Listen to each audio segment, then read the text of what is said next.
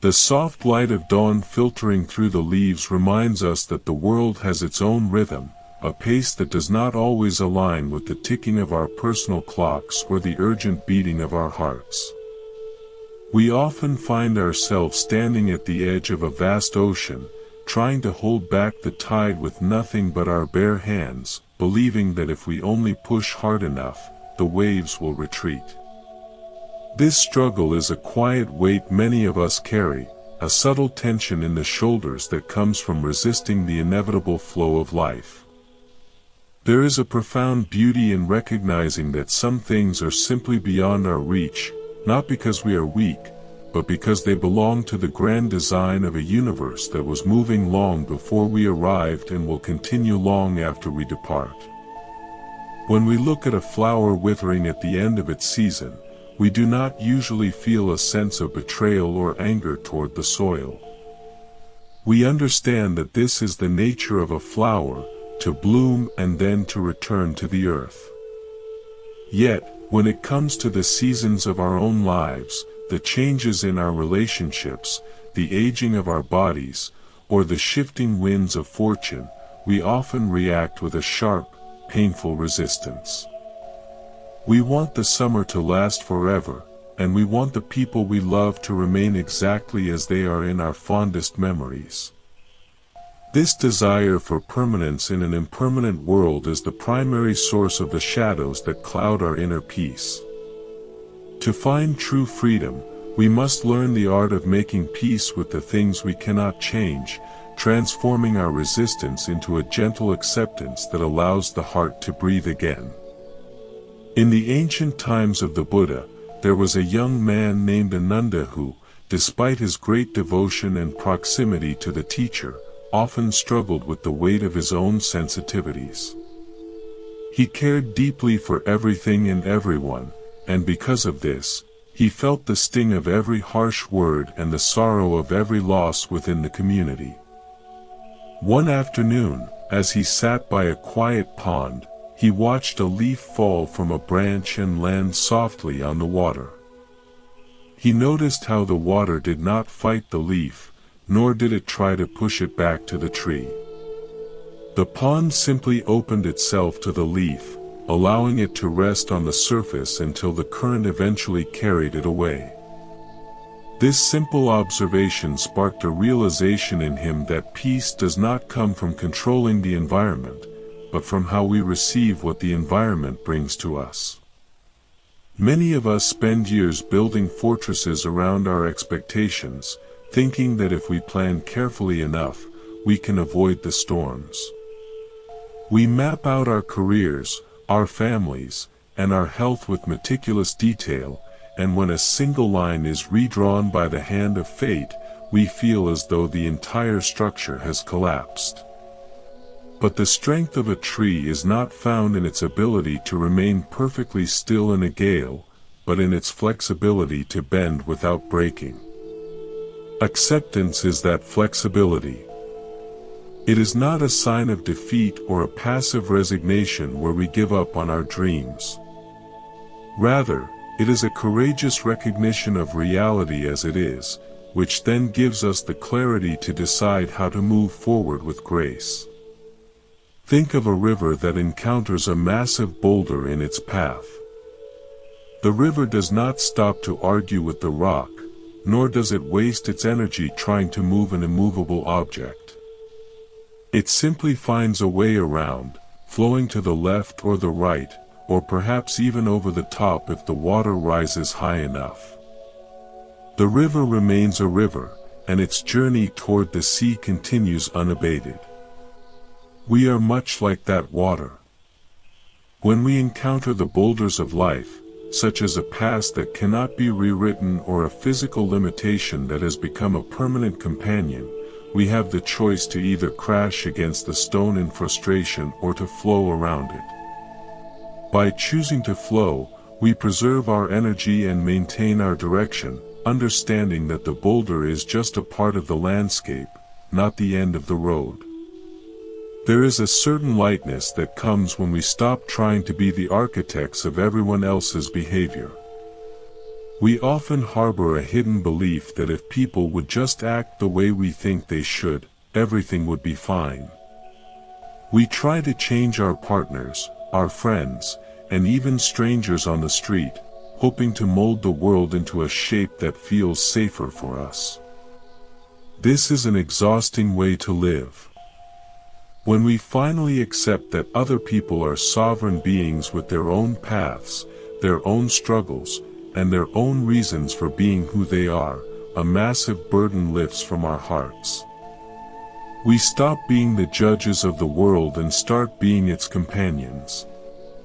During one of the Buddha's long journeys through the kingdoms of ancient India, he passed through a village where the people were deeply divided by a long-standing dispute over a shared well.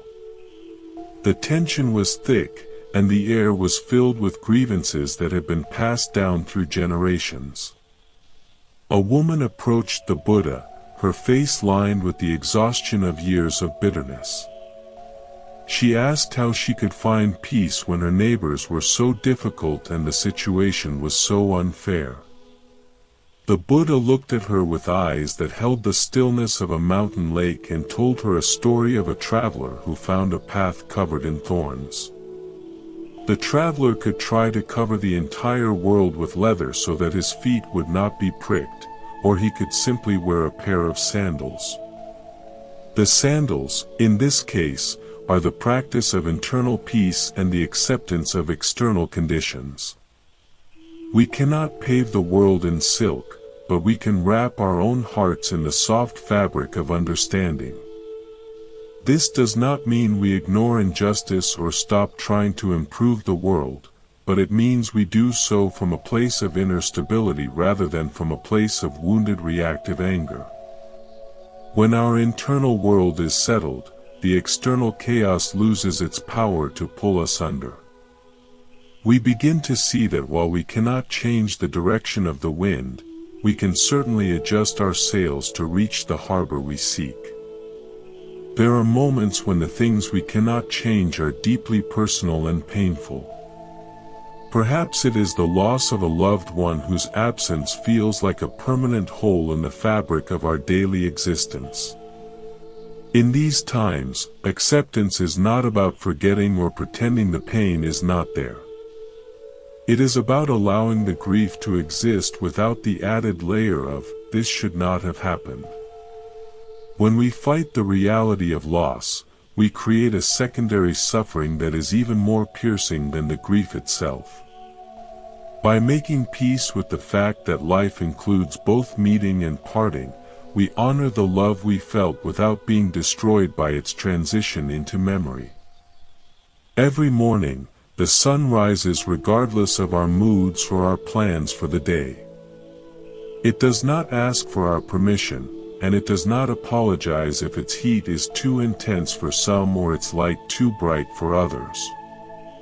There is a magnificent indifference in nature that is actually quite comforting if we look at it closely. It reminds us that we are part of something much larger than our individual egos. When we align ourselves with this cosmic indifference, we stop taking every setback as a personal affront from the universe.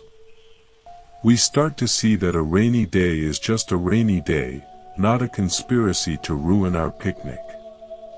In the quiet corridors of an old monastery, there was once a monk who was tasked with tending a garden that was prone to being trampled by the local deer. For years, he grew angry, shouting at the animals and building fences that they inevitably jumped over. His meditation suffered, and his heart was always in a state of agitation. One day, he stopped building fences. He began to plant extra vegetables, specifically chosen for the deer, at the edge of the woods. He accepted that the deer would come, for that was their nature. He changed his approach from conflict to inclusion. He found that he still had plenty of food for himself, and more importantly, he regained the silence of his mind. The deer were still there, but the problem had vanished. This shift in perspective is what liberates us.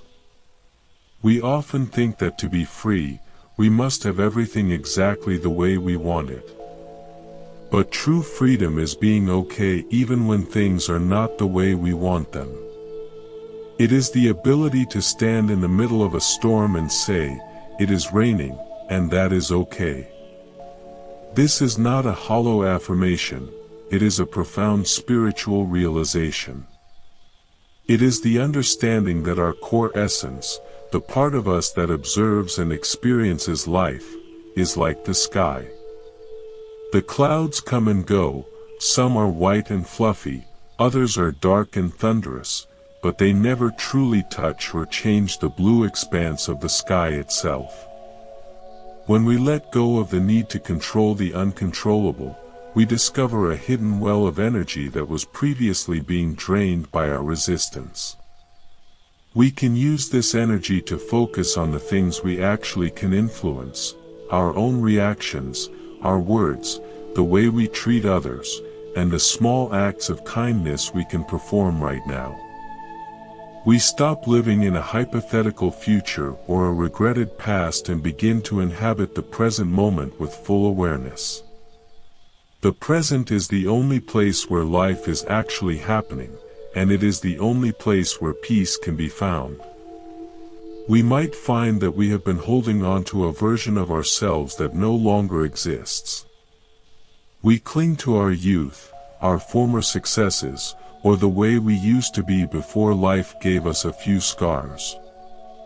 But just as the autumn leaves must fall to make room for the new growth of spring, we must let go of our old identities to make space for who we are becoming.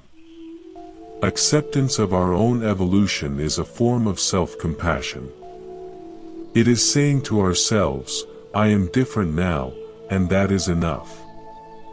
We do not need to be perfect, we only need to be present and willing to walk the path that is actually beneath our feet. In the tales of the elders, it is said that a group of travelers once found themselves lost in a forest where the trees seemed to move, making every path lead back to the start. Most of the travelers became frantic, running in circles and shouting at the trees, which only led to exhaustion and despair. One traveler, however, sat down at the base of a particularly large tree and began to whistle a soft tune. When the others asked why he wasn't trying to escape, he replied that the forest clearly did not want them to leave just yet. He decided to learn the songs of the birds and the patterns of the moss while he waited.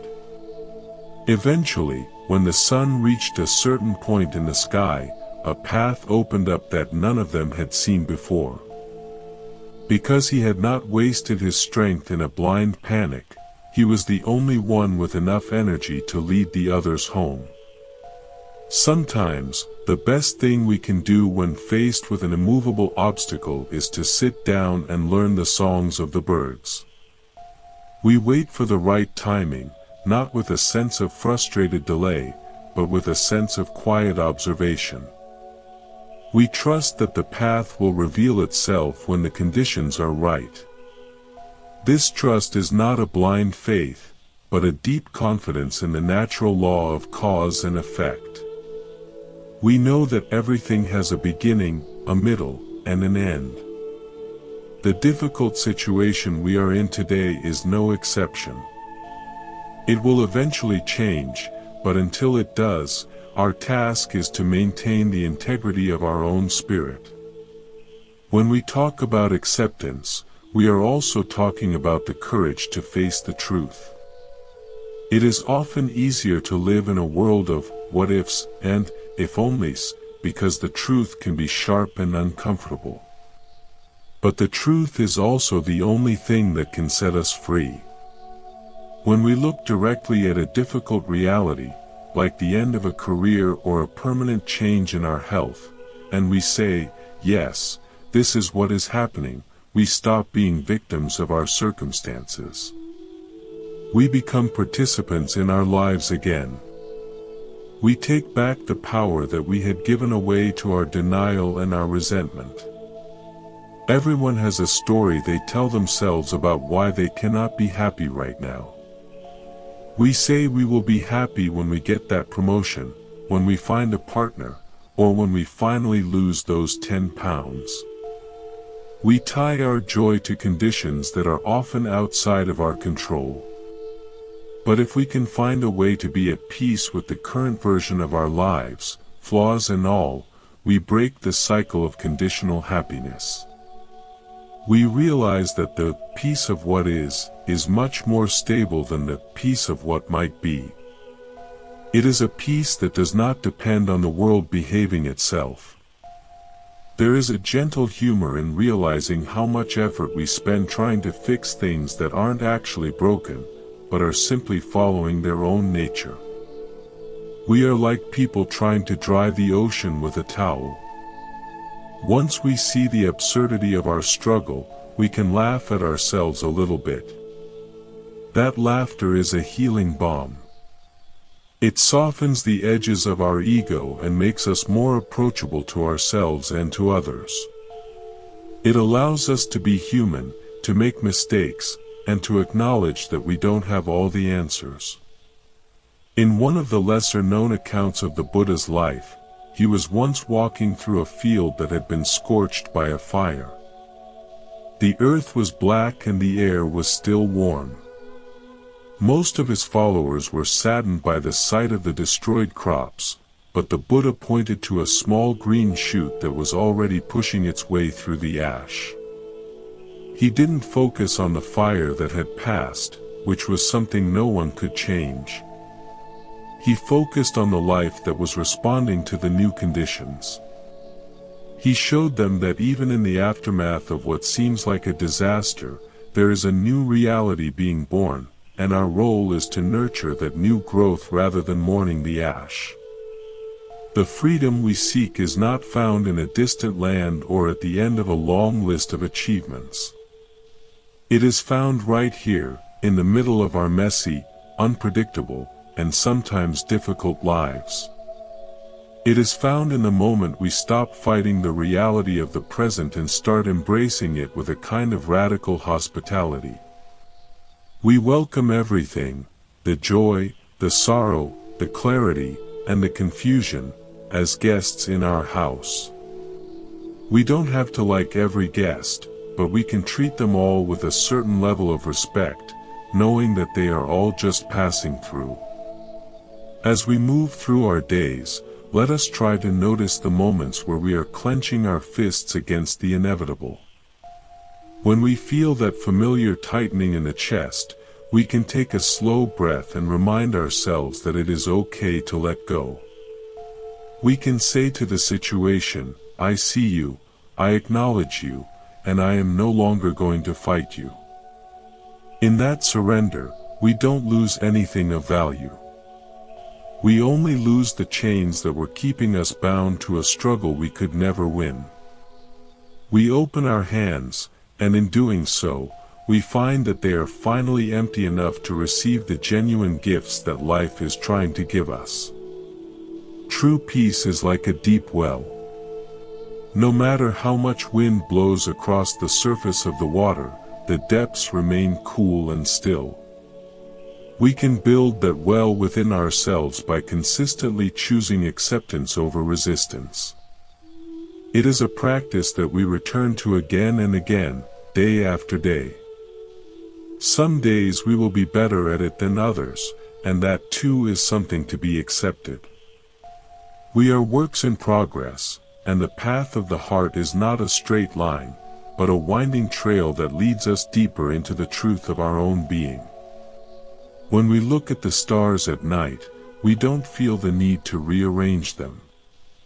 We don't think that the Big Dipper should be a little more to the left or that Orion should be brighter.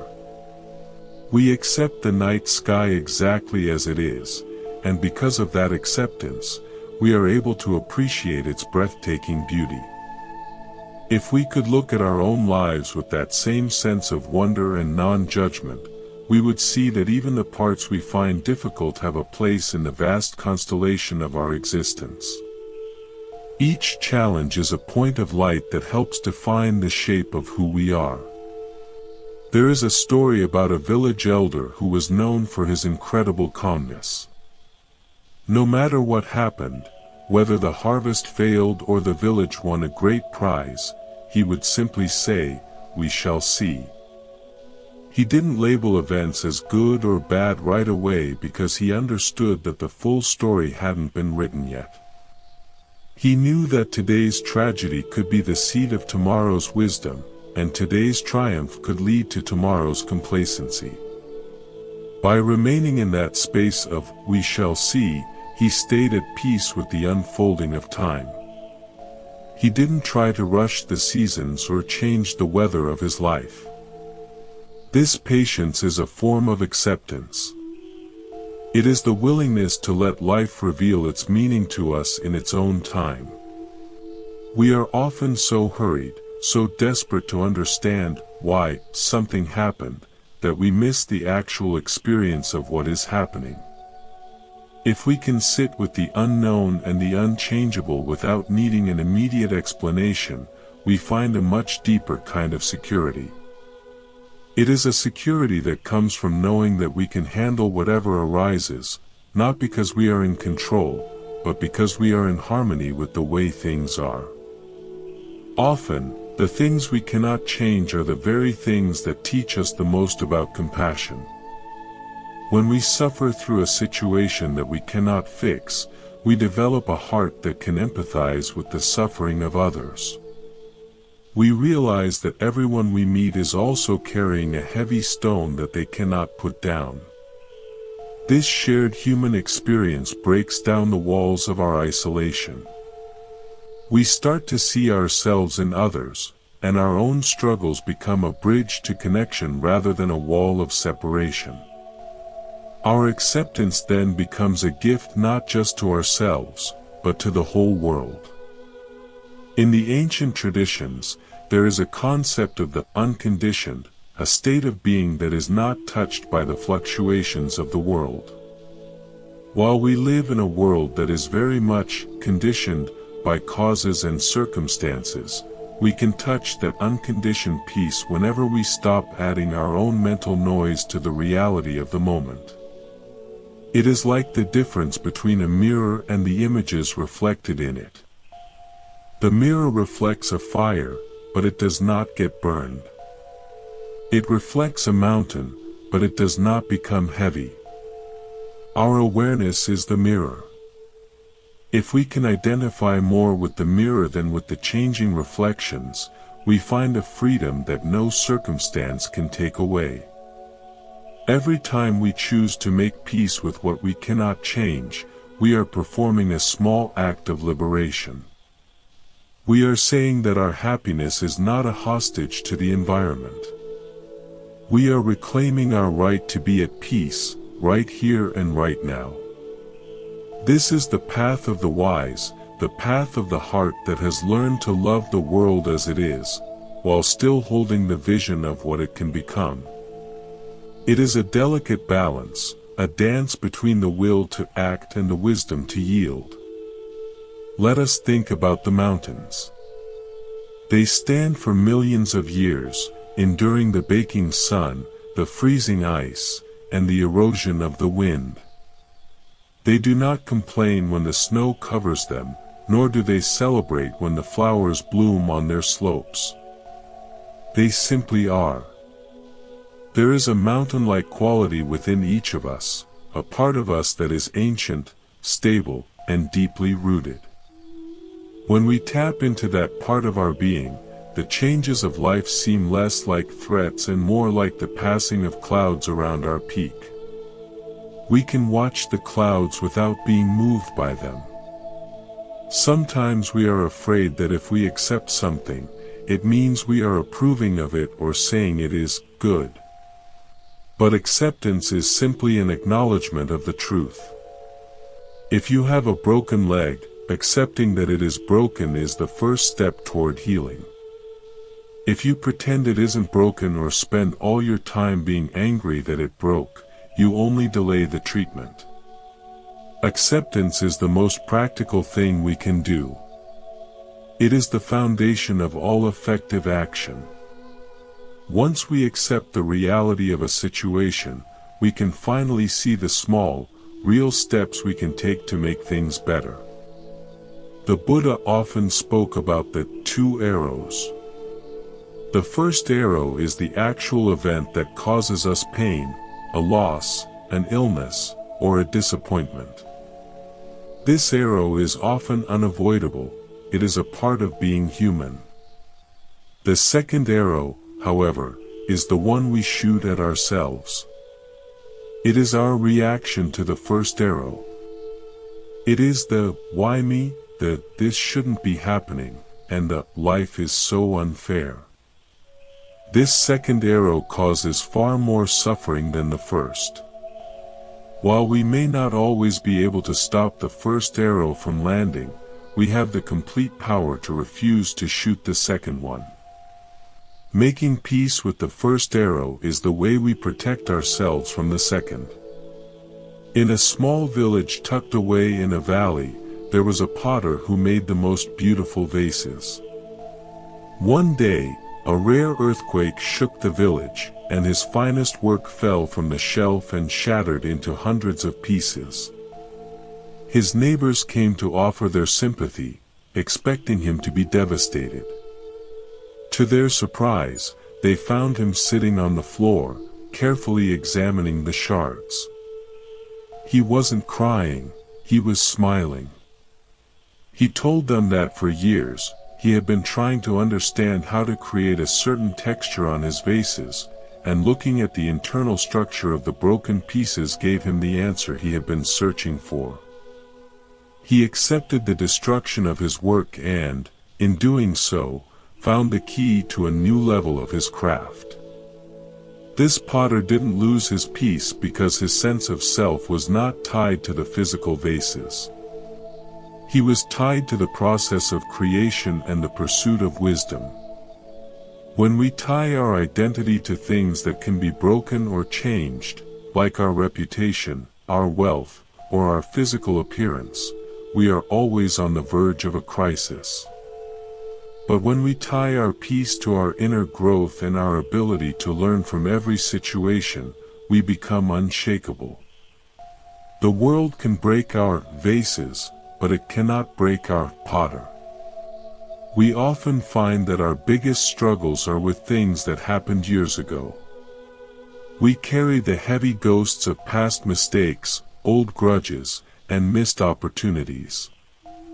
We try to go back in our minds and change the dialogue, fix the error, or choose the other path. But the past is the ultimate thing we cannot change. It is a finished book. Making peace with the past is like finally putting that book back on the shelf and walking out of the library. We cannot rewrite the pages, but we can decide what we are going to write on the fresh, blank page of today. Every breath is a chance to start a new chapter. There is a freedom in admitting, "I don't know." We feel such pressure to have an opinion on everything and to understand the reason behind every event. But much of life is a mystery that is not meant to be solved, but to be lived. When we accept the limits of our understanding, we become more humble and more open to the wonder of existence. We stop trying to force life into the narrow boxes of our logic and allow it to be as vast and strange as it truly is. This intellectual acceptance brings a quiet joy, a relief from the need to always be right. As we look around at the people in our lives, let us try to see them with the eyes of acceptance. Everyone is doing the best they can with the tools they have and the level of awareness they possess. When someone is unkind or difficult, it is usually because they are in pain themselves. They are struggling with their own unchangeable things and haven't yet found the path to peace. Instead of meeting their anger with our own, we can meet it with a quiet understanding. We don't have to let them hurt us, but we can let go of the need to change them. This release is the highest form of kindness we can offer to another person, and the most profound gift we can give to ourselves. In the gardens of the mind, we have been busy pulling weeds for a long time. But perhaps some of those weeds are actually wildflowers that we just haven't learned to appreciate yet. Acceptance is the process of looking at our own flaws and the difficulties of our lives and seeing the hidden beauty in them. It is recognizing that our struggles have given us strength, our failures have given us humility, and our sorrows have given us depth. We wouldn't be who we are without the very things we once tried so hard to change. When we finally see this, the battle ends, and we find ourselves standing in a garden that is already perfect, just the way it is. The path toward a heart that is truly free is paved with these small moments of letting go. It is not a grand, one-time event, but a million tiny decisions to breathe instead of scream, to accept instead of resist, and to love instead of judge. It is a journey that takes us from the narrow prison of the me, who wants everything his way, to the vast landscape of the us, who belongs to the whole world. In this landscape, the rivers flow, the mountains stand, and the heart is finally at home, at peace with the magnificent, unchanging, and ever-changing flow of life.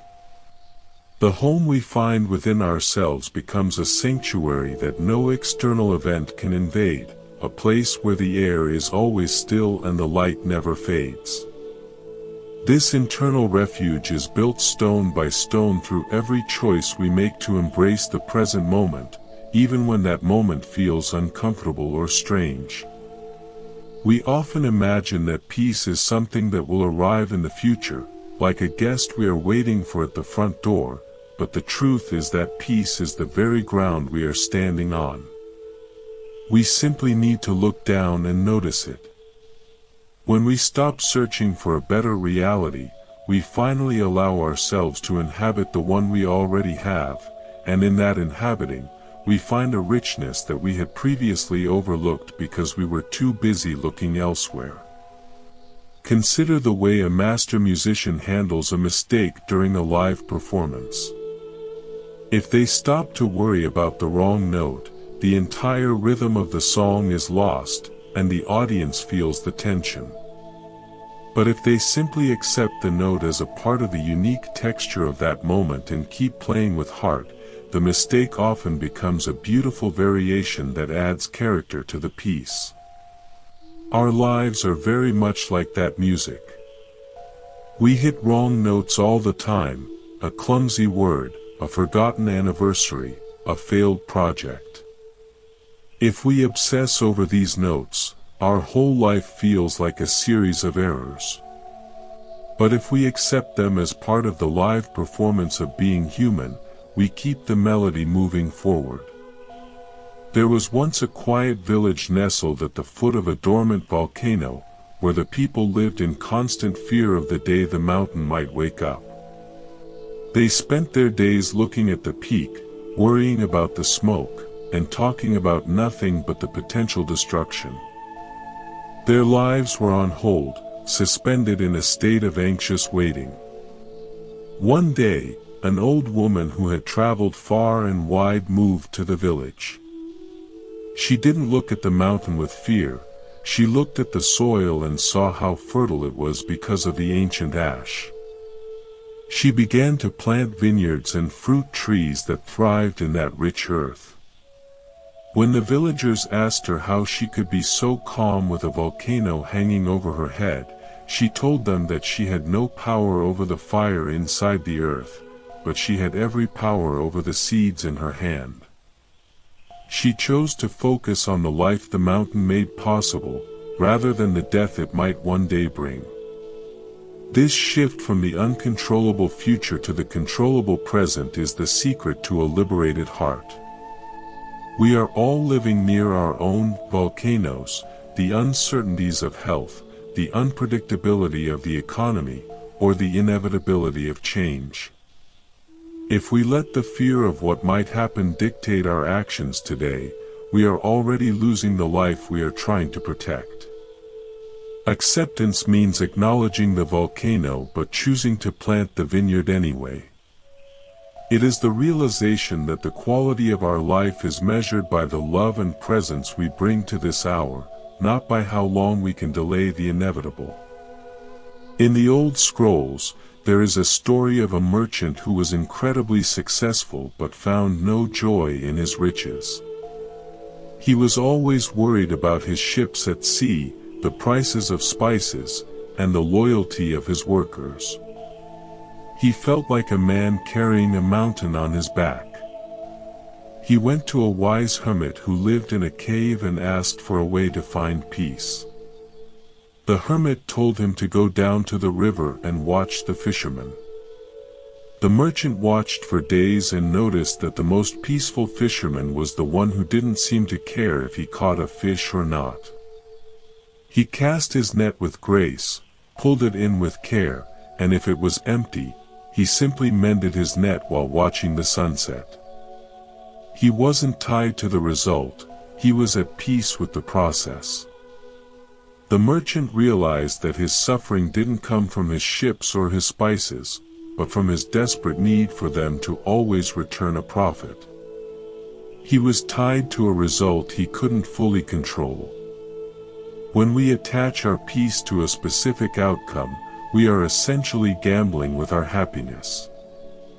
But when we find peace in the act of casting the net, in doing our work with integrity and heart, we become immune to the whims of fortune.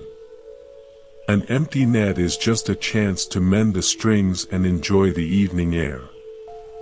This is not about being lazy or indifferent, it is about being deeply engaged while remaining internally unattached. We often confuse acceptance with weakness because we live in a culture that prizes making things happen and forcing our will.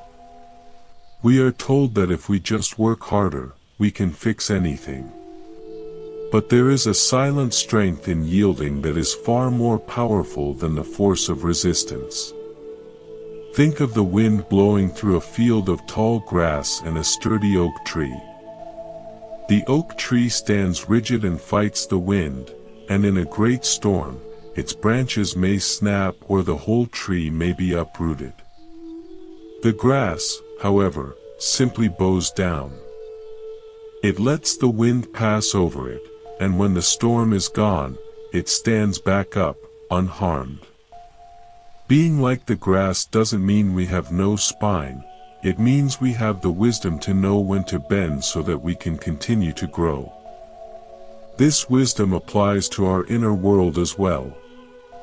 When a difficult emotion arises, like anger, jealousy, or deep sadness, our first instinct is often to fight it. We tell ourselves we shouldn't feel this way, or we try to push the feeling down into the dark corners of our mind. But resistance only makes the emotion stronger. It's like trying to hold a beach ball underwater. The harder you push, the more forcefully it wants to pop back up. Acceptance is letting the ball float on the surface. We acknowledge the emotion. Ah, here is sadness. We don't have to act on it, and we don't have to believe everything it tells us, but we allow it to be there. By giving it space, we find that the emotion eventually loses its intensity and drifts away on its own, like a cloud passing through the sky. There is a profound sense of relief in realizing that we don't have to be the manager of the entire universe. We can resign from our position as the chief executive officer of reality. We can stop trying to fix everyone's problems and stop feeling responsible for things that are clearly not ours to carry. This isn't about being selfish, it's about being honest about our limitations. When we stop trying to do the impossible, we finally have the energy to do the possible. We can be a better friend, a more patient parent, or a more focused worker because we aren't exhausted by the constant battle against the unchangeable. In the stories of the Buddha, there is a beautiful moment where he was walking through a forest and encountered a man who was deeply troubled by his own past actions. The man felt that he was beyond redemption because of the mistakes he had made. The Buddha picked up a handful of dry leaves and asked the man if the leaves were the same as the tree. The man said no, the leaves were dead and had fallen, while the tree was still alive and growing. The Buddha explained that our past actions are like those fallen leaves. They are part of our history, but they are not our essence. We do not have to carry the weight of the dead leaves to be the living tree. We can accept that the leaves fell, learn what we can from why they fell, and then focus on the new buds that are forming on our branches. This ability to differentiate between who we were and who we are right now is essential for a peaceful heart. We often punish ourselves for things we did when we had less wisdom or were under great stress. But if we can't forgive ourselves and accept our own human fallibility, we can never truly accept the world around us. Self-acceptance is the root from which all other forms of peace grow. It is the quiet voice that says, I am a human being, I am imperfect, I am learning, and that is perfectly okay. When we stop being our own harshest critics, we find that the world becomes a much friendlier place. The people around us are also fighting battles we know nothing about. When we look at a friend who is going through a difficult divorce or a neighbor who has lost their job, we see the external struggle. But the internal struggle is often the fight against the reality of their situation. We can help them not just by offering advice or material support, but by modeling what it looks like to be at peace with the difficult. Our calmness can be a mirror for them, showing them that it is possible to be okay even when things are falling apart. Sometimes, the most powerful thing we can do for someone is to simply sit with them in the wreckage and not try to fix it right away. Just being present with the truth is a form of deep healing. In a remote monastery high in the mountains, there was a bell that was rung every morning to wake the monks. One winter, the metal of the bell became so cold that it cracked, and its sound became dull and discordant. The younger monks wanted to melt it down and cast a new one, but the head monk refused. He said the crack was the bell's story. It was the mark of many cold winters and many years of service. He continued to ring the cracked bell, and eventually, the monks began to find a different kind of beauty in its unique, imperfect tone. They realized that a perfect bell is just a bell, but a cracked bell is an old friend. We are all cracked bells, in some way. We have scars from our childhoods, disappointments from our careers, and the general wear and tear of living a long life. We can try to hide our cracks and pretend we are perfectly smooth and polished, but that is a lonely and tiring way to live. When we accept our own imperfections, we give others permission to be imperfect too.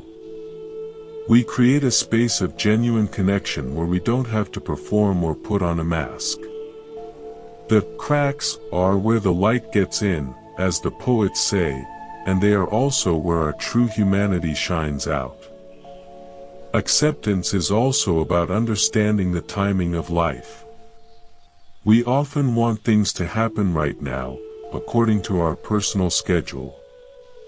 We want to be healed now, we want the answer now, we want the conflict to be resolved now.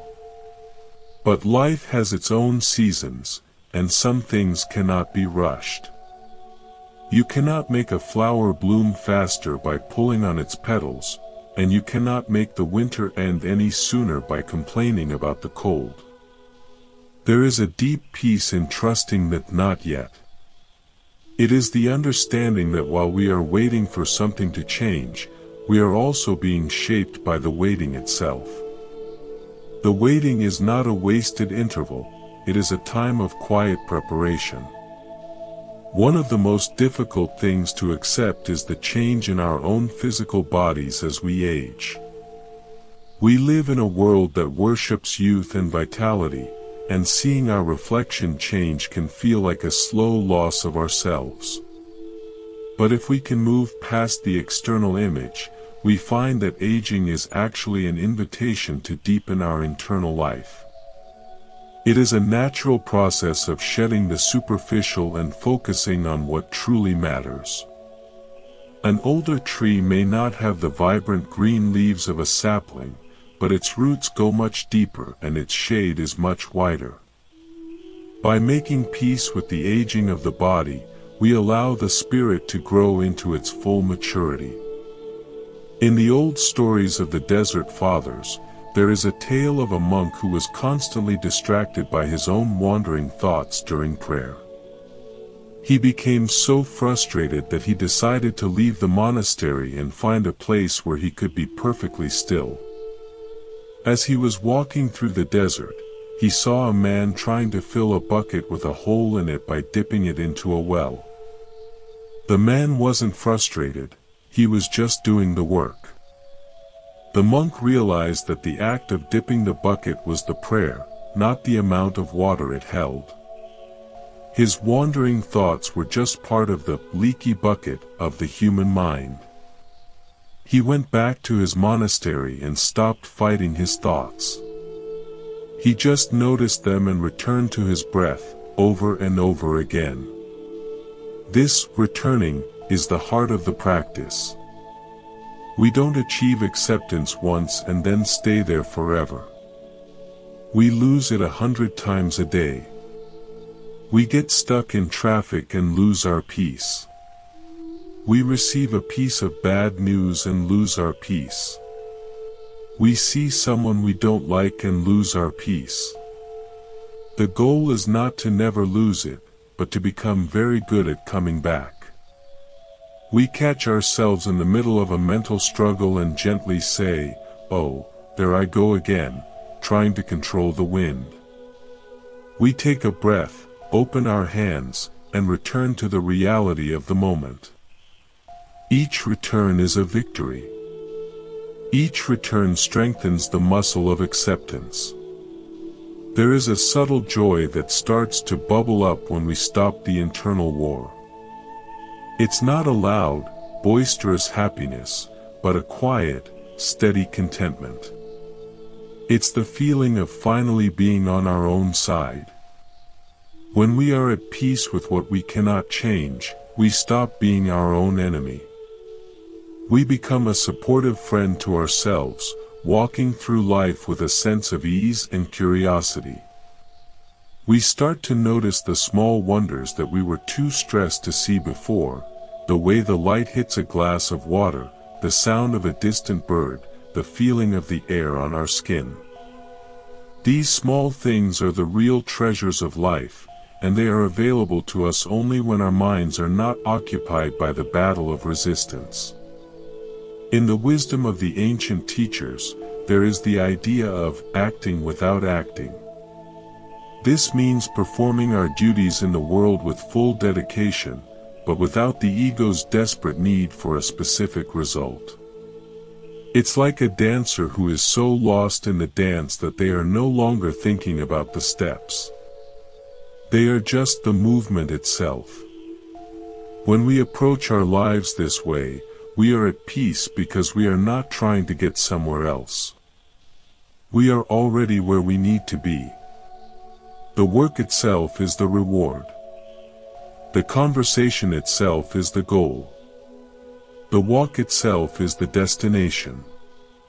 If we could look at our lives from a great distance, like stars in the sky, we would see that every event, every challenge, and every person has been part of a vast and intricate pattern. The things we thought were bad often led to the things we now value as good. The moments of greatest struggle were often the moments of greatest growth. By making peace with the whole pattern, including the parts we don't yet understand, we align ourselves with the wisdom of the universe. We trust that the story is still being written and that every line is necessary for the final meaning. As we move forward, let us remember that the heart is like a vast sky, and our circumstances are just the weather. The weather changes constantly. Sometimes it is clear and sunny, sometimes it is stormy and dark, but the sky remains the same. It is vast, open, and at peace. When we identify with the sky of our awareness rather than the weather of our life, we find the freedom we have been seeking. We can watch the storms of the unchangeable move through us without being destroyed by them. We can stay open, stay kind, and stay present, knowing that the blue sky is always there, just behind the clouds. The beauty of this path is that it is accessible to everyone, regardless of their situation. You don't need a special place or a special time to practice acceptance. You can do it right now, in this very moment.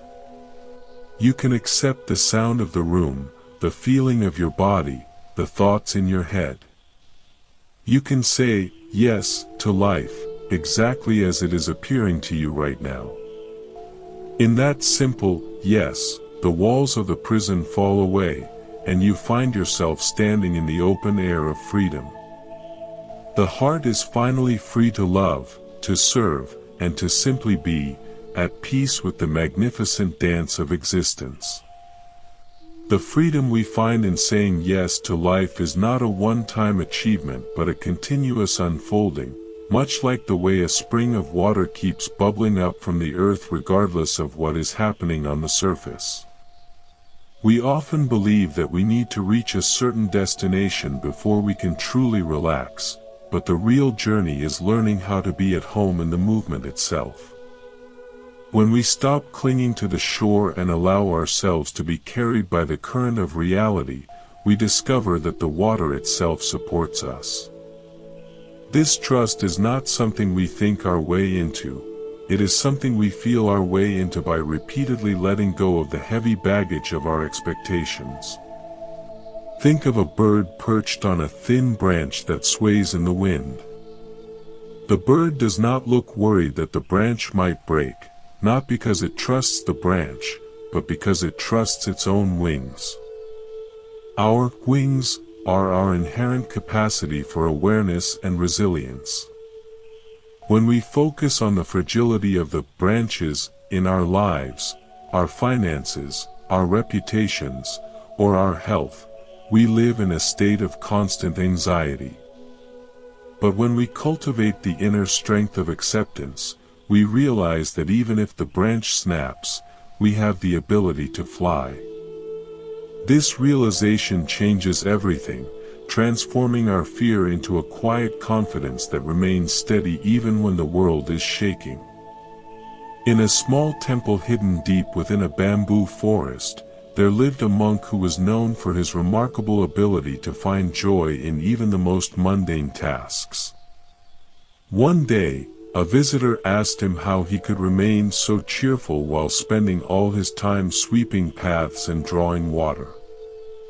The monk smiled and shared a memory of his youth, when he had been a royal gardener for a king who was never satisfied. No matter how perfectly the monk pruned the hedges or arranged the flowers, the king would always find a single leaf out of place and fall into a rage. The monk realized that the king's misery didn't come from the garden, but from his inability to accept the natural, imperfect beauty of living things. When the monk left the palace and began to sweep the forest paths, he stopped trying to make the forest perfect. He simply enjoyed the act of sweeping, and he found that the fallen leaves were not a problem to be solved, but a companion to his work. This shift from perfection to presence is a vital part of making peace with our circumstances.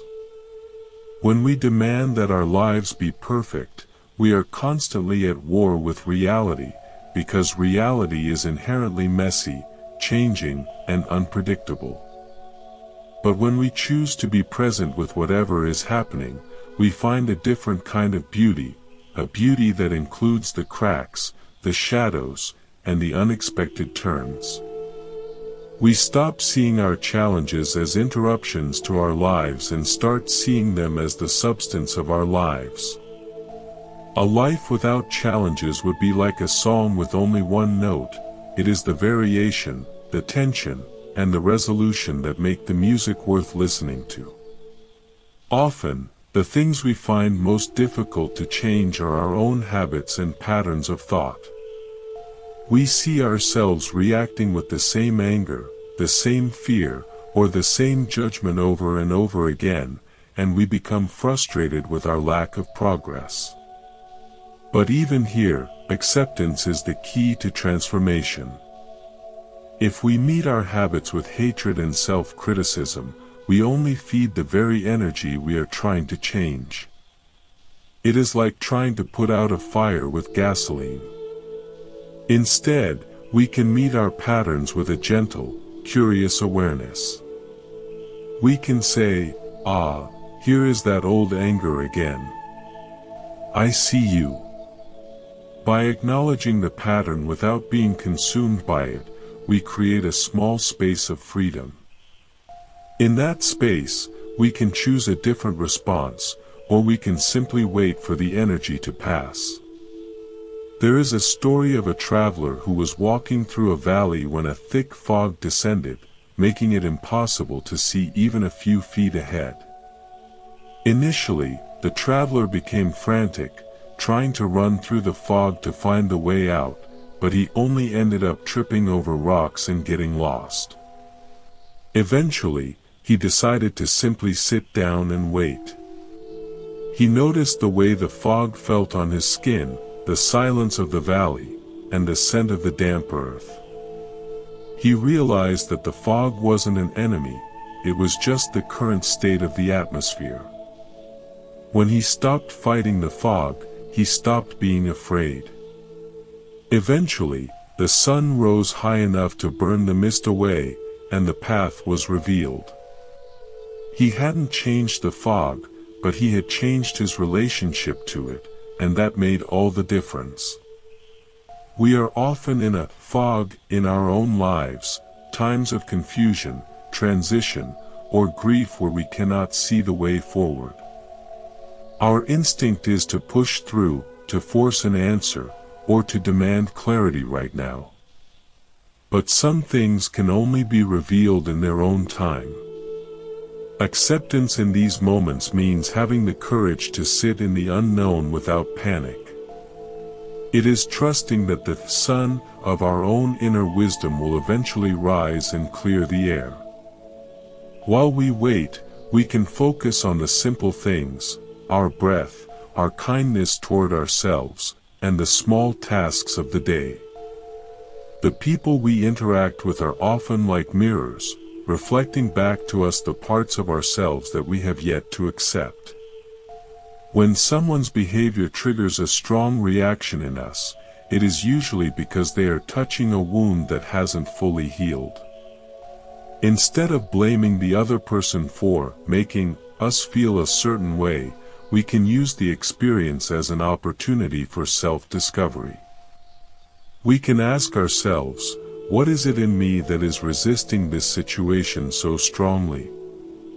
By taking responsibility for our own internal reactions, we stop being victims of other people's behavior. We find a power that doesn't depend on changing them, but on understanding ourselves. In the old chronicles of the desert, there is a tale of a well that had turned bitter after a long drought. The people of the nearby village were angry and cursed the well, saying it had betrayed them. An old wanderer came by and, instead of joining in the cursing, began to dig the well deeper. He explained that the bitterness came from the surface water that had stagnated. By going deeper into the earth, he reached a fresh, cold vein of water that had been there all along. The drought hadn't ruined the well, it had simply challenged the people to find the deeper source. Our own bitterness often comes from living on the surface of our lives, where we are easily affected by the shifting winds of fortune and the opinions of others. When we face a situation that we cannot change, it is an invitation to dig deeper into our own being. It is an invitation to find that place of stillness and peace that is not dependent on external conditions. The drought of a difficult circumstance can be the very thing that leads us to the fresh water of our true nature. Without the challenge, we might have stayed on the surface forever, never knowing the depth of our own resilience. There is a quiet dignity in the act of yielding to the inevitable. It is not the yielding of a slave to a master, but the yielding of a wise person to the truth. When we stop fighting the fact that we are getting older, or that a relationship has ended, or that a dream has changed shape, we regain a sense of integrity. We are no longer divided against ourselves. We are no longer living a lie. This honesty brings a profound sense of peace.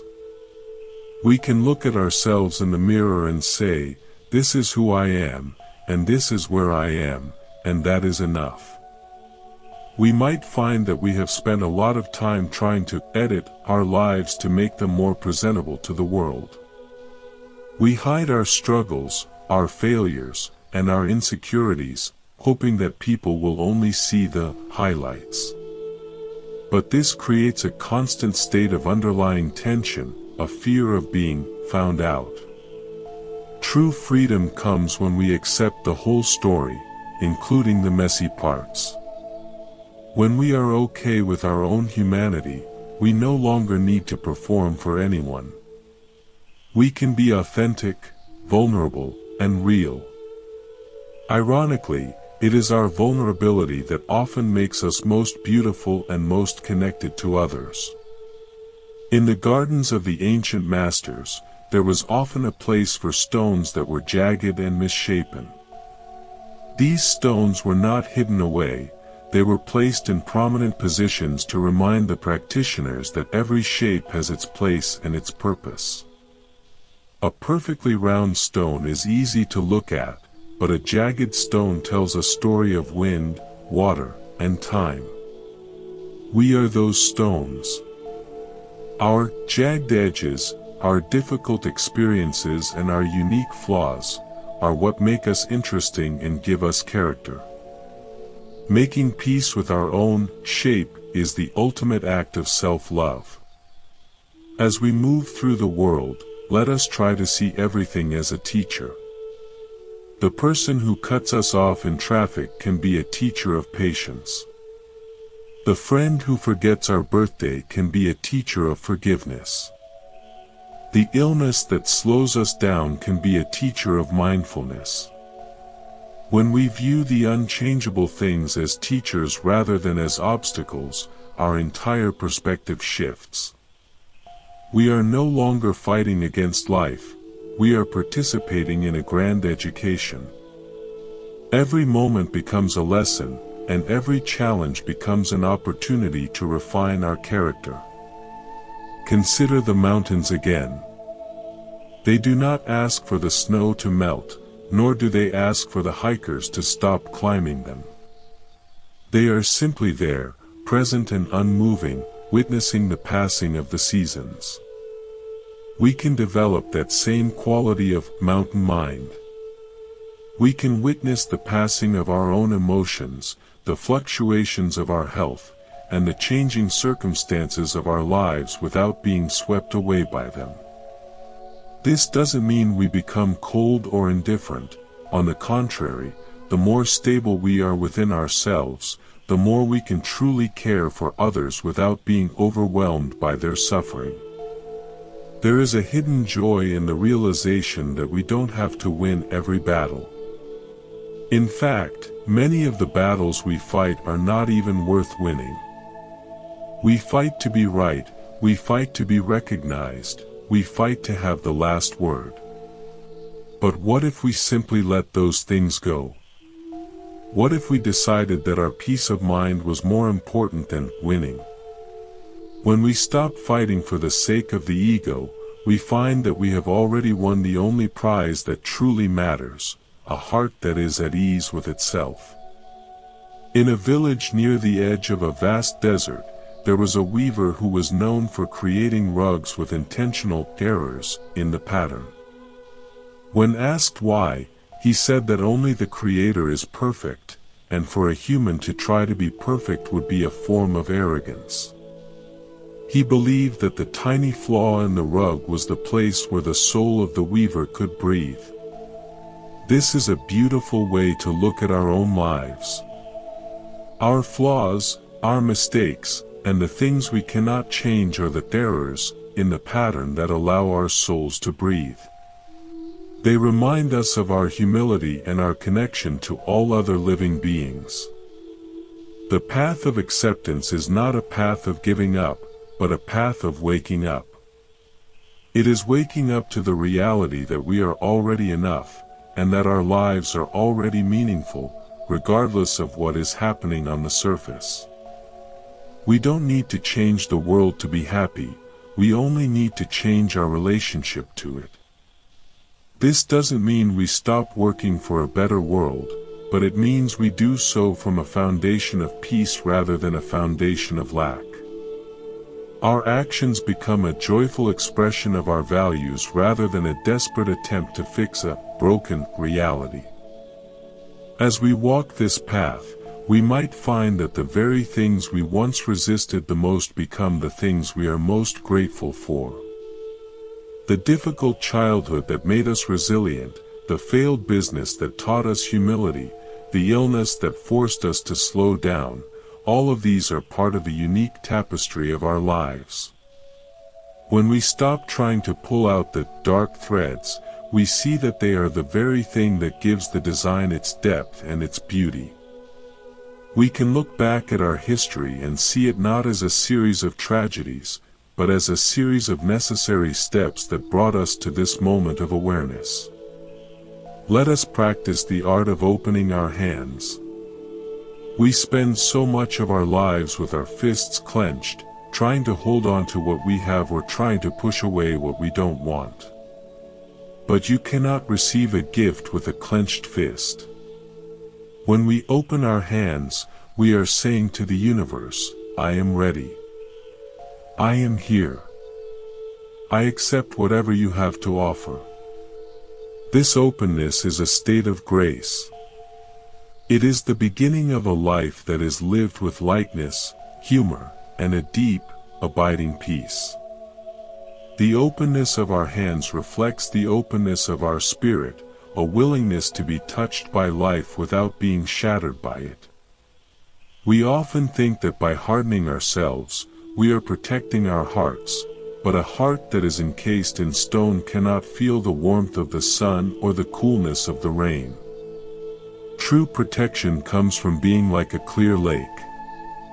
When a stone is thrown into a lake, the surface ripples for a moment, but the depths remain undisturbed, and the water eventually returns to its natural state of stillness. By making peace with the inevitable ripples of existence, we find that the core of our being is much larger and more resilient than we ever imagined. There is a quiet power in the act of non-resistance that is often misunderstood as passivity. In the old stories of the masters, there was a traveler who came across a master sitting by a rushing stream. The traveler asked how one could find peace in a world that is moving so fast and changing so constantly. The master pointed to a willow tree growing on the bank. The willow does not fight the current when the floods come, it allows its long branches to trail in the water, swaying with the force of the flow. Because it does not resist, it is not broken by the weight of the water. The master explained that the world is the stream, and our expectations are the weight. When we let our expectations go and move with the current, we find that the very force we once feared actually becomes the energy that carries us forward. Many of us are haunted by the idea of what our lives should have been. We look at the paths not taken, the dreams that faded, and the people who are no longer by our side, feeling a sense of deep regret. But this, should have been, is a ghost that drains the life out of the present. Acceptance means gently laying that ghost to rest. It is the realization that the path we are on is the only path there is, and that every step we have taken, even the ones that felt like mistakes, has led us to this moment of breath. We stop comparing our real life to an imaginary one and start to appreciate the unique texture of the life we are actually living. In a village known for its beautiful pottery, there was an artist who worked with clay that was often full of small pebbles and imperfections. Other potters complained about the quality of the earth, spending their days trying to filter out every tiny grain of sand. But this artist embraced the grit. He found that the pebbles created unexpected patterns and colors when the pots were fired in the kiln.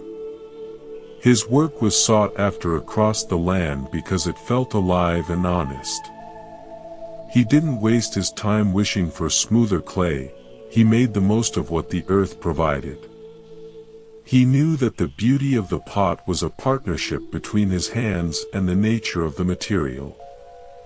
We are the artists of our own lives, and the grit we encounter, the difficult people, the physical ailments, the societal shifts, is the material we have to work with. If we spend all our energy complaining about the quality of our circumstances, we never get around to creating anything. But if we accept the material as it is, we find that even the most challenging parts of our day can be integrated into something meaningful. A difficult conversation can be an opportunity to practice deep listening. A period of loneliness can be a time for self-reflection. When we stop rejecting the raw materials of our experience, we discover that there is nothing that cannot be used for our growth. This transformation of perspective is what the ancient teachers called the alchemy of the soul. It is the ability to turn the lead of suffering into the gold of wisdom by simply changing how we relate to it. When we face a situation that is truly unchangeable, like the passing of time or a permanent loss, our acceptance acts as a sacred fire. It burns away the what-ifs and the if-onlys, leaving behind a clarified sense of what truly matters. We begin to see that while we cannot control the length of our lives, we can certainly control their depth and their width. There is a subtle humor in the way we try to negotiate with reality.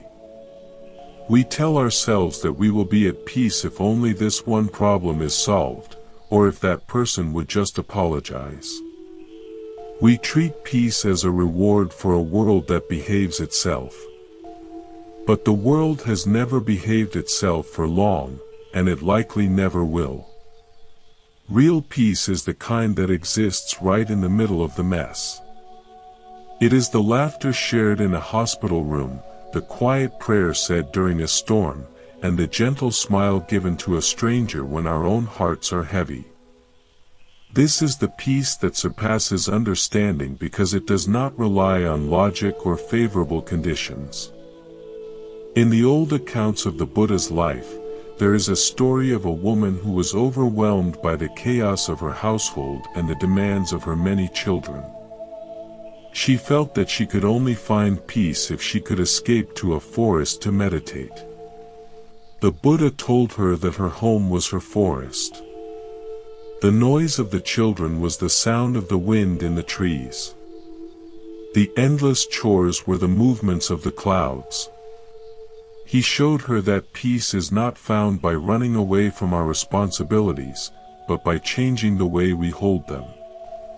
When she stopped resisting the noise and the busyness, she found that she could remain still in the center of it all. This lesson is especially relevant for us today, as we are bombarded by information, expectations, and the constant pressure to do more. We feel as though we are being pulled in 1,000 directions at once. Acceptance in this context means acknowledging the reality of our busy lives without letting that busyness define us. We can move through a crowded street or a long to-do list with a heart that remains spacious and calm. We do this by taking one step at a time, giving our full attention to whatever is right in front of us, and letting go of the rest. We stop trying to carry the whole day at once and just carry this single moment. As we deepen our practice of making peace with what we cannot change, we notice that our relationships begin to shift. We stop trying to fix the people we love and start simply being with them.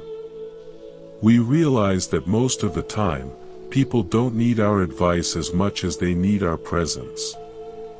When we accept our friends and family exactly as they are, with all their quirks, their moods, and their mistakes, we create a safe harbor for them.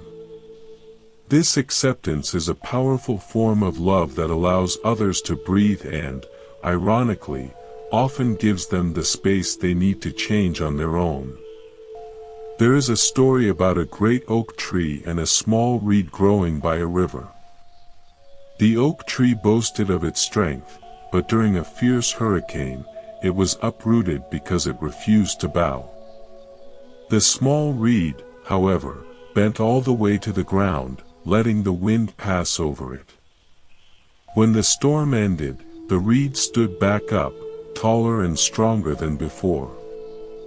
To be like the reed is to understand that yielding is a form of survival and a mark of true wisdom.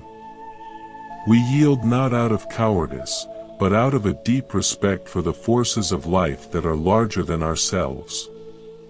This yielding is also a form of humility. It is admitting that we do not have all the answers and that we are not the masters of our destiny.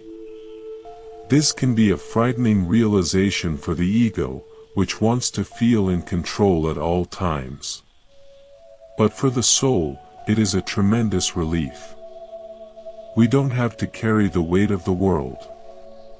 We are part of a vast, interconnected web of life, and we are being supported by forces we cannot even see. When we trust in this support, our anxiety begins to melt away, replaced by a sense of belonging and purpose. We might find that we have been holding on to certain grievances for many years, like a person carrying a bag of heavy stones.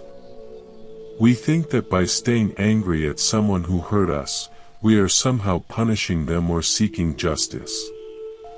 But the only person being weighed down by the stones is ourselves. Forgiving someone is not the same as saying that what they did was okay. It is simply the act of putting the stones down so that we can walk freely again. It is an act of self-compassion. We accept that the past happened, that we cannot change it, and that we deserve to be happy in the present.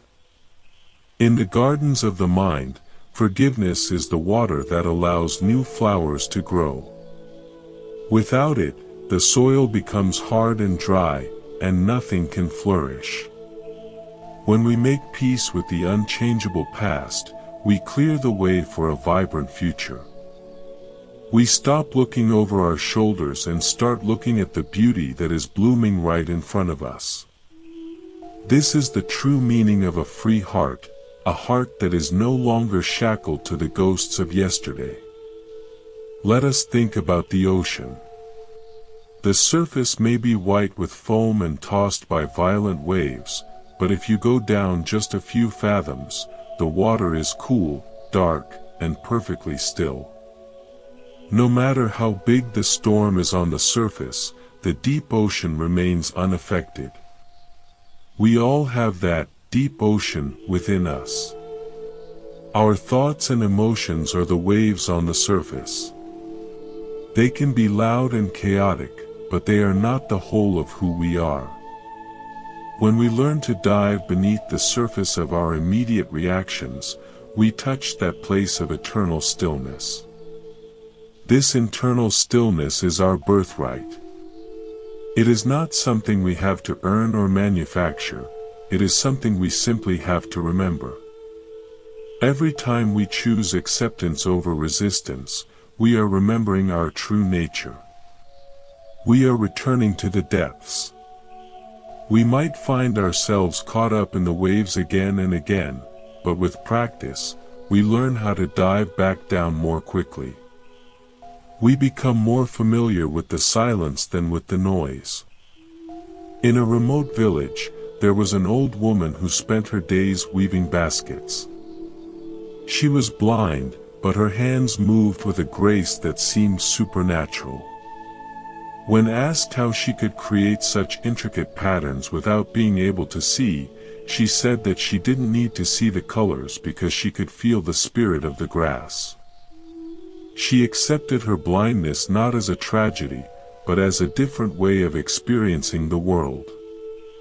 It had forced her to develop a sense of touch and intuition that she might never have discovered otherwise. She saw her lack of sight as a gift that had opened a different door. This is the essence of making peace with our limitations. Instead of seeing them as walls that stop us, we can see them as gates that lead us to new ways of being. A physical limitation might lead us to a deeper intellectual life. A loss of social status might lead us to discover who our true friends are. A change in our plans might lead us to an adventure we never could have imagined. When we stop mourning the door that closed, we finally notice the window that is standing wide open. As we move toward the final sections of our shared journey, let us take a moment to appreciate how far we have come. The very fact that we are exploring these ideas shows a heart that is ready to expand. We are moving from a state of contraction and struggle to a state of expansion and flow. We are learning that the secret to a happy life is not to have everything we want, but to want everything we have. This simple shift is the key to an inexhaustible source of joy. Everything in nature is constantly changing, and yet nature itself is never in a hurry. The seasons arrive on time, the tides move with the moon, and the stars follow their ancient paths. When we align ourselves with this natural pace, we stop feeling the need to rush through our lives. We can enjoy the winter periods of our lives, knowing that spring is inevitable. We can endure the night of our sorrows, knowing that the dawn is coming. This patience is a profound form of acceptance. It is a quiet trust in the timing of the universe. The heart that has made peace with the unchangeable is like a lamp in a windless place. Its light is steady and clear, providing comfort to itself and to everyone who comes near. This light is the light of wisdom, and it is available to each of us. We only need to stop trying to blow out the wind and focus on keeping the lamp lit.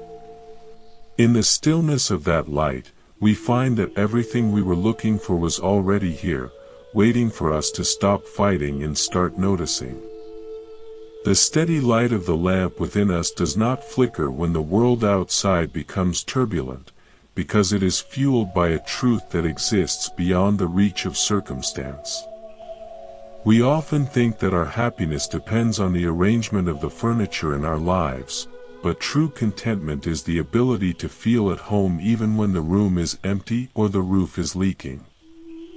This internal stability is the fruit of a long and gentle practice of letting go, of realizing that the things we cling to are often the very things that keep us from moving freely. When we release our grip on how things ought to be, we find ourselves embraced by how things actually are, and in that embrace, there is a profound sense of safety that no amount of control could ever provide. Consider the way a mountain stream handles the fallen logs and debris that occasionally block its path. The water does not stop to mourn the obstruction, nor does it try to push the heavy wood out of the way with brute force. It simply rises. It pools behind the obstacle, gathering its strength and its depth, until it can gently spill over the top or find a new path around the sides. The log remains where it is, unchangeable for the moment, but the stream is no longer hindered by it. We can do the same with the challenges that seem to block our progress. Instead of exhausting ourselves in a direct confrontation with the immovable, we can use the experience to deepen our character and expand our perspective, eventually flowing over our difficulties with a newfound grace. There is a story from the old days about a woodcarver who was tasked with creating a bell stand for a great temple. He spent days in the forest, not looking for the most perfect or straightest timber, but looking for the tree that had the bell stand already hidden within its natural grain and knots.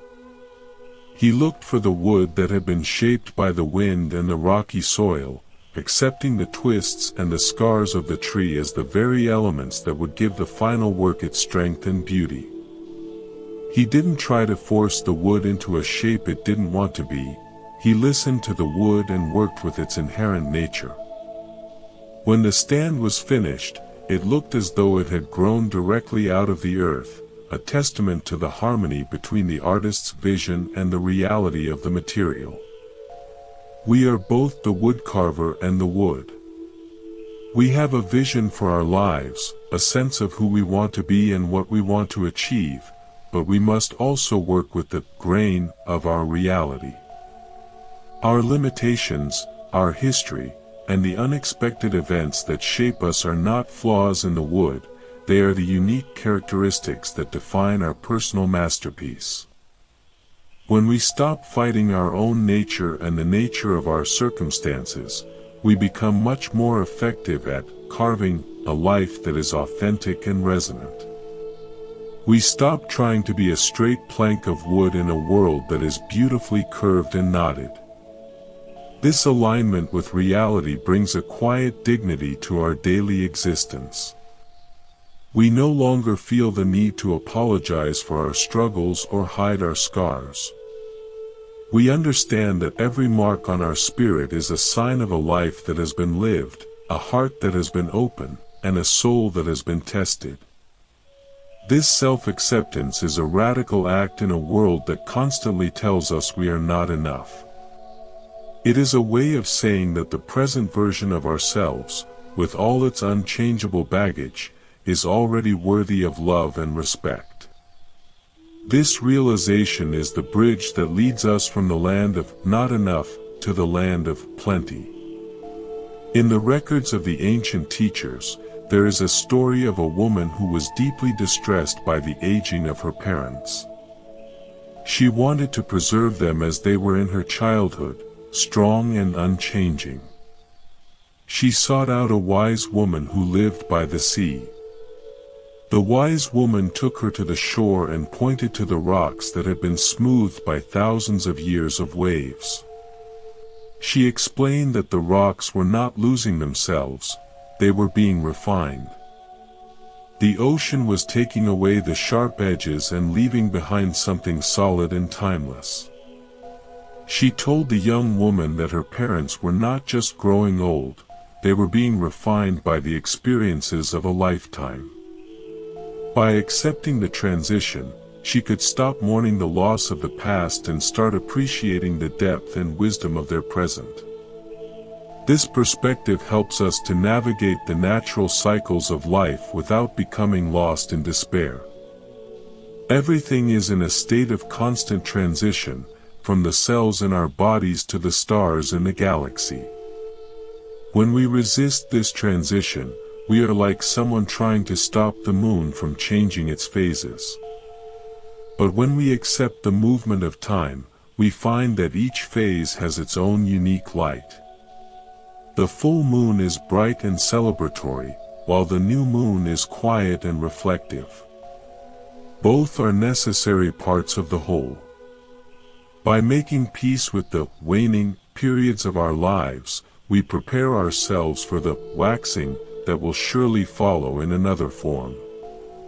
There is a great deal of humor to be found in the way our egos try to maintain a sense of importance in the face of the infinite. We are like small children building sandcastles and getting upset when the tide comes in.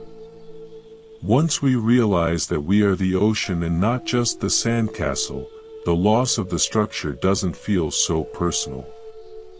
We can enjoy the building, and we can enjoy the washing away, knowing that we are part of the vastness that remains. This cosmic perspective doesn't make our lives smaller, it makes our peace much larger. We can play our parts in the world with full commitment, while still maintaining a quiet detachment that keeps us from being crushed by the outcomes. The people in our lives often act as catalysts for our growth, especially the ones we find most difficult to change.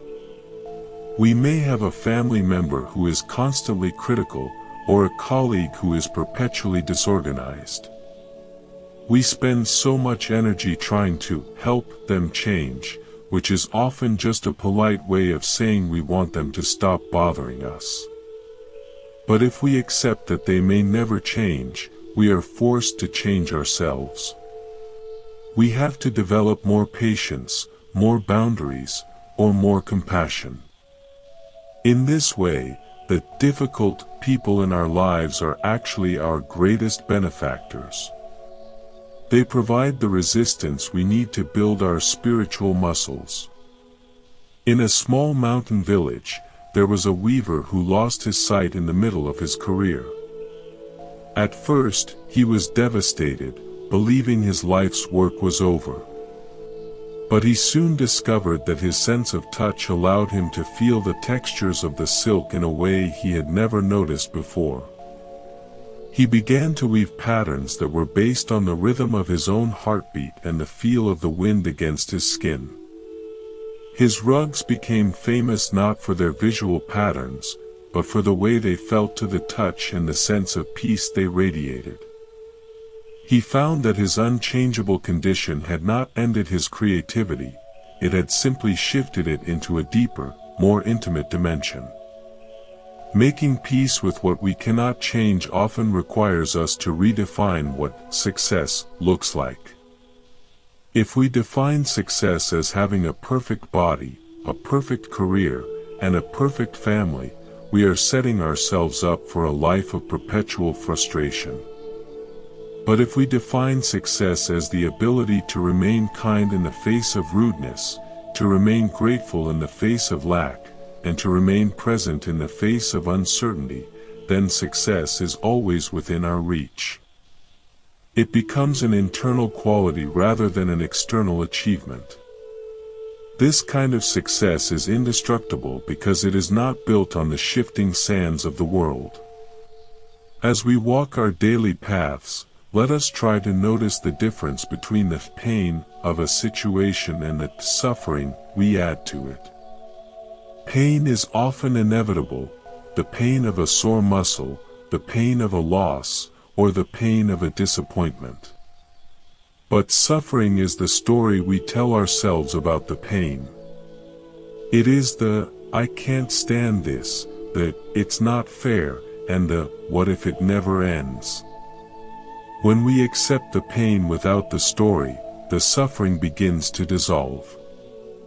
We find that we can endure much more than we thought, as long as we don't fight the reality of what we are feeling.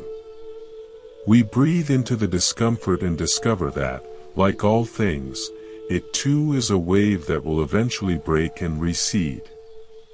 The heart that is at peace with the unchangeable is a heart that is truly available to others.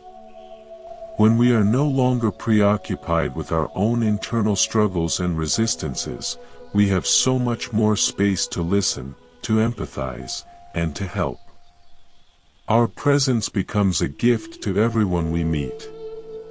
We don't have to say anything profound, just being a person who is comfortable in their own skin and at ease with the world is enough to inspire others. We become a quiet reminder that peace is possible, not by changing the world, but by changing the heart. In the old legends, there is a story of a king who offered a great prize to the artist who could paint the most perfect picture of peace. Many artists painted beautiful scenes of quiet lakes and sunny meadows. But the winning painting was of a jagged, rocky cliff during a terrifying thunderstorm. In the middle of the painting, tucked into a small crack in the rock, was a tiny bird sitting on its nest. The bird was not looking at the storm, it was simply resting, protected by the very rock that seemed so harsh. The king explained that peace is not the absence of the storm, but the ability to be still and safe in the midst of it. This crack in the rock is the space of acceptance we create within ourselves. The storm of life may be raging all around us, unforeseen changes, personal losses, and global uncertainties, but we can find our nest in the reality of the present moment. We don't have to stop the storm to be at peace. We only need to find the stillness that is always available at the center of our own being. This stillness is not a retreat from the world, but a way of being in the world that is not overwhelmed by it. Every time we choose to let go of a grievance, to accept a limitation, or to breathe through a difficulty, we are building our own nest in the rock.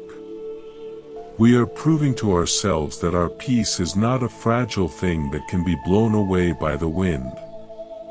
It is a sturdy, reliable foundation that we carry with us wherever we go.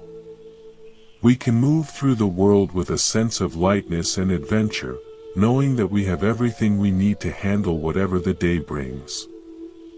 As we look at the world around us, let us try to see the unchangeable things not as enemies, but as the boundaries that give our lives shape. Just as a river needs banks to give it direction and force, we need the boundaries of reality to give our lives meaning and purpose. The banks of our lives, our mortality, our history, and the laws of nature, are not there to restrict us, but to guide our energy into a powerful flow. When we stop fighting the banks, we can finally enjoy the journey toward the sea. The art of making peace is a lifelong study, and we are all beginners.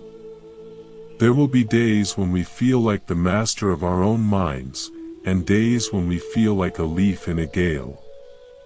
Both are part of the process. The important thing is to keep returning to the intention of acceptance. Every moment is a fresh opportunity to say yes to life. Every breath is a chance to start again. In this continuous practice of returning, we find a freedom that is as wide as the sky and as deep as the ocean. Think of the trees in winter. They stand bare and silent, having let go of their leaves and their outward growth. They do not look like they are failing, they look like they are resting, gathering their strength in the quiet dark of the earth. They have accepted the season of cold and dormancy. We too have winter seasons in our lives, times when nothing seems to be happening, when we feel empty or stalled. If we can accept these times as necessary for our growth, we can rest without guilt and wait without anxiety. We know that under the surface, the life force is still moving, preparing for the spring that will surely come. Our journey is not about reaching a state where nothing ever goes wrong, but about reaching a state where our internal rightness is not disturbed by what goes wrong. It is about developing a heart that is so spacious and so kind that it can hold everything, the beauty and the tragedy, the change and the constant, with a gentle and unwavering smile. This is the heart that is truly free, and it is the heart that each of us is capable of cultivating, one accepted moment at a time. The spaciousness of the heart allows us to witness the grand play of existence without being caught in the machinery of its struggles, much like a mountain that watches the clouds drift by without ever reaching out to catch them. We come to understand that the things we once viewed as immovable walls were actually the very structures supporting our growth. There is a quiet majesty in the realization that we do not need to be anywhere else, or be anyone else, to experience the fullness of life. The liberation we seek is found in the simple act of exhaling the tension of resistance and inhaling the reality of our current breath. We become like the master of an old garden who no longer sees the weeds as enemies of the flowers, but as different expressions of the same vital energy rising from the soil. When we look back at the winding path of our journey, we see that the moments of deepest peace were not when we finally got what we wanted, but when we finally stopped needing everything to be different. This is the ultimate freedom, the ability to walk through the world with open eyes and an open heart, welcoming the sunshine and the rain with equal gratitude. We discover that the world is not a puzzle to be solved, but a mystery to be lived. In the stillness of this realization, the frantic voices of our ego begin to fade, replaced by the soft, steady hum of the universe itself. We find that we are not separate from the flow of life, but are the flow itself, a unique wave in an infinite ocean that remains at rest even while it moves. In a small temple perched on a high cliff, there was once a bell ringer who was asked why he rang the bell even when the village below was empty. He replied that he did not ring the bell for the ears of others, but to harmonize his own heart with the vastness of the sky. He accepted the silence of the empty village just as he accepted the sound of the bronze. For him, the sound and the silence were two sides of the same coin. He had made peace with the passing of time and the changing of the seasons, and his life had become a beautiful, wordless song of acceptance. We too can ring the bells of our own lives, not to change the world, but to align ourselves with the truth of what is. As we move through our days, let us remember that every interaction, every challenge, and every breath is an opportunity to practice this sacred yielding. We do not need to wait for a special occasion to be at peace. We can find it in the middle of a busy office, in the quiet of a lonely evening, or in the gentle touch of a friend.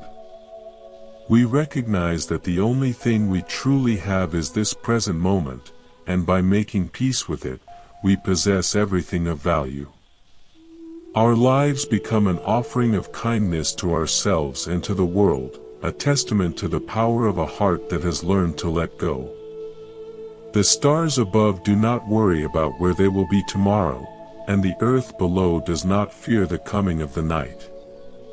They exist in a state of perfect, effortless alignment with the laws of the universe.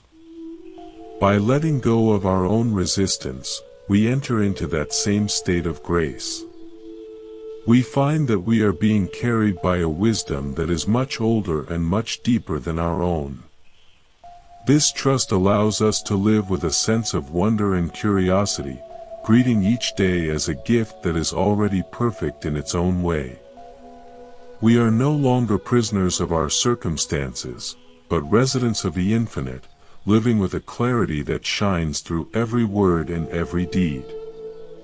The silence that follows a long conversation is not an emptiness, but a fullness that contains all the words that have been spoken and all the feelings that have been shared. In this same way, the peace that comes from acceptance is not a lack of action, but a foundation for the most meaningful kind of living. It is the peace of a river that has finally reached the sea, where it no longer has to fight against the rocks or the banks because it has become part of the vast, unchanging whole. We are that river, and the sea has been waiting for us all along. Everything we have shared together is like a handful of seeds scattered on the wind. Some will land in the fertile soil of your heart and grow into beautiful realizations, while others will simply drift away. Both are okay. The path of the heart is not about accumulating more knowledge, but about shedding the layers of resistance that hide our true nature. As you walk back into the rhythm of your daily life, may you carry with you the lightness of a soul that has made peace with the unchangeable. May you find the courage to be exactly who you are, in the middle of exactly where you are, with a spirit that is as open and free as the morning sky. There is a profound beauty in the way the light changes as the day comes to a close, casting long shadows and painting the world in shades of gold and violet. We do not try to stop the sunset, we watch it with a sense of awe, knowing that it is part of the natural order. Our lives, too, have their sunsets and their sunrises, their endings and their beginnings. By accepting each phase with the same reverence we give to the sunset, we transform our experience of time from a race against the clock into a dance with the eternal. We find that in the heart of every ending, there is the seed of a new and beautiful beginning. The journey of making peace with what we cannot change is the most noble work we can do. It is the work of becoming truly human, of bridging the gap between our desires and our reality with the bridge of compassion. It is a path that leads us home to ourselves, to a place where we are no longer afraid of the shadows because we have become the light. We walk this path not just for our own sake, but for the sake of everyone we touch, spreading the fragrance of peace wherever we go. In this state of being, we are finally free, at home in the world, and at peace with the magnificent, unchanging, and ever-changing flow of life.